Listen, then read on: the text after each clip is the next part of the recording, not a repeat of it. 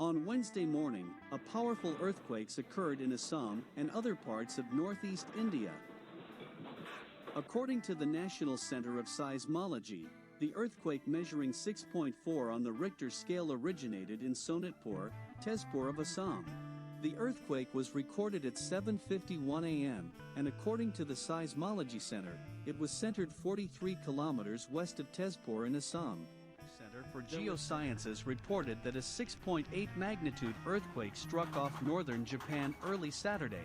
The earthquake hit in the morning on May 1, 2021 at 10:27 a.m. local time at a moderately shallow depth of 63 kilometers and was also felt in Tokyo. Japan's Nuclear Regulation Authority said no abnormalities were reported at nuclear plants, including the Fukushima Daiichi.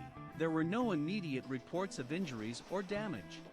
8 months after a massive gas pipeline leak in Huntersville, crews are still on scene trying to clean up the mess. New reports show that the spill is worse than the company Colonial Pipeline originally thought. This is the spot where 8 months ago, at least 1.2 million gallons of petroleum leaked out of the Colonial Pipeline. The pipeline, which extends from Houston to New York, cracked in Huntersville. And since then, Colonial has had hundreds of employees and contractors cleaning it up. Fallout of that massive cyber attack of a critical fuel pipeline. Gas shortages now in multiple states. The governor of North Carolina declaring a state of emergency as officials urge drivers not to panic buy. The UN launched a $29.2 million global funding appeal to aid citizens of St. Vincent and the Grenadines affected by the major eruptions spewing from the Sierra volcano, pledging to remain a steadfast partner. The funding will provide immediate life-saving humanitarian assistance, including clean water, and support a sustainable recovery for everyone impacted.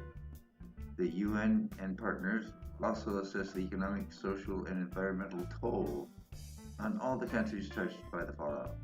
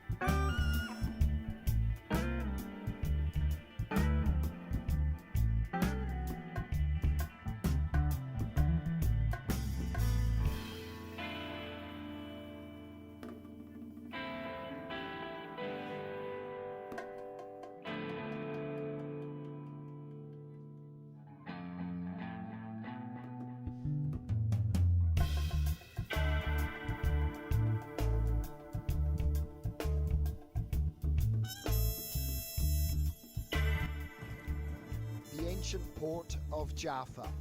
In Greek mythology, it was on the rocks off here that Perseus used to Medusa's head to slay the Kraken and free Andromeda. Today, the state of Israel has been liberated from the clutches of the threat that is coronavirus, and one dividend may be a summer influx of European tourists, including Brits. It's been a long year. Now that Tel Aviv is vaccinated, the message is very much that this city and this country are now ready to receive visitors once more.